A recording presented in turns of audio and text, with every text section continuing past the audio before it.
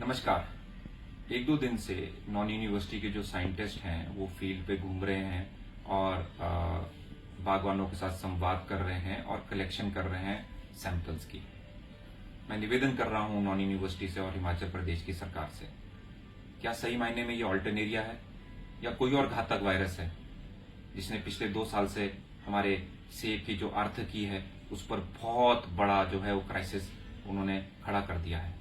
Non university से मैं निवेदन कर रहा हूं, इस पे रिसर्च डेवलपमेंट करिए, इसका पता करिए कि क्या ये कोई और वायरस तो नहीं, इसके रेजोल्यूशन क्या है, क्या हम इसके उपचार कर सकते हैं। अभी तक हमें यही नहीं मालूम कि ये क्या बीमारी है। जब बीमारी ही नहीं हमारे को पता तो हम उसका इलाज कैसे करेंगे। एक विषय मेरा ये है।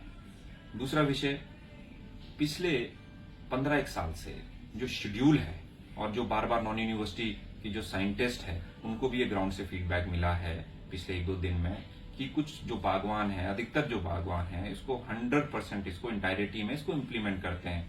परंतु क्या यूनिवर्सिटी को नहीं लगता, सरकार को नहीं लगता कि पिछले जो 15 साल से जो शेड्यूल है उसमें इनोवेशन करने की जरूरत है। काफी सारे वायरसेस अब आ गए हैं, इसके बारे में भी जो है नॉन यूनिवर्सिटी और सरकार बहुत सीरियसली सोचे।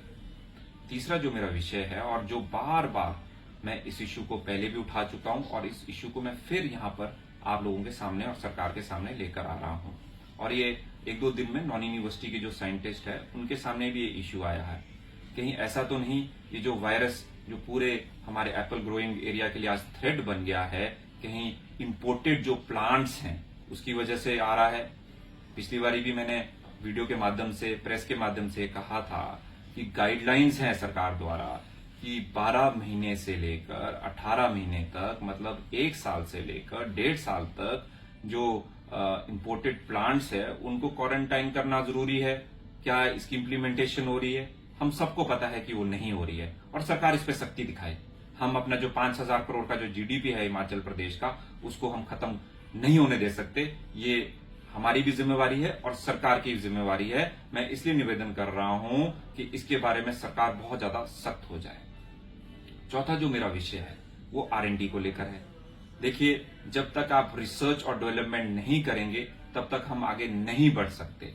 नॉन यूनिवर्सिटी को लगभग जो मेरे पास आंकड़े हैं 160 करोड़ रुपया रिसर्च और डेवलपमेंट के लिए मिलता है और उसमें से जो है 90% वो हॉर्टिकल्चर जो इंडस्ट्री है उसके लिए यूज करती है। क्या इस पे नया शोध हो रहा है? क्या इस पे जो नॉलेज बैंक है, क्या हम बाकी यूनिवर्सिटीज के साथ संवाद कर रहे हैं? क्या हम जो टेक्नोलॉजी है, जो उसका नो हाउ है, उसको हम एक्सचेंज कर रहे हैं? क्या हमारे को नए इक्विपमेंट्स की जरूरत है?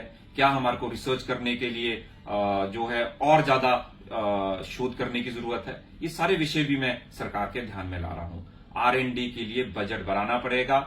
हमारे जो नॉन यूनिवर्सिटी के जो साइंटिस्ट हैं वो बहुत इक्विप्ड और जो है बहुत बढ़िया और एक्सपीरियंस्ड जो है वो साइंटिस्ट है। इनको बढ़ावा देना जो है सरकार का काम है।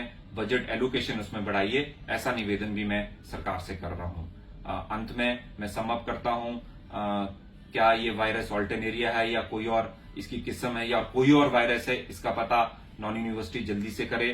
दूसरा, जो बाहर से जो सेब आ रहे हैं, जो बाहर से जो इंपोर्टेड प्लांट्स आ रहे हैं उसको क्वारंटाइन कराए सरकार, ऐसा निवेदन भी मैं कर रहा हूं। उसको गाइडलाइंस को 100% उसको इम्प्लीमेंट कराए। और तीसरा, नॉन यूनिवर्सिटी को या हॉर्टिकल्चर जो हमारा डिपार्टमेंट है उसको R&D के लिए बजट एलोकेशन ज्यादा कराएं और अकाउंटेबिलिटी और रिस्पॉन्सिबिलिटी फिक्स कराएं और टाइमलाइंस के साथ ये सारी चीजों को जो है इम्प्लीमेंट करें। ऐसा भी मैं सरकार से यहां से निवेदन कर रहा हूं। धन्यवाद।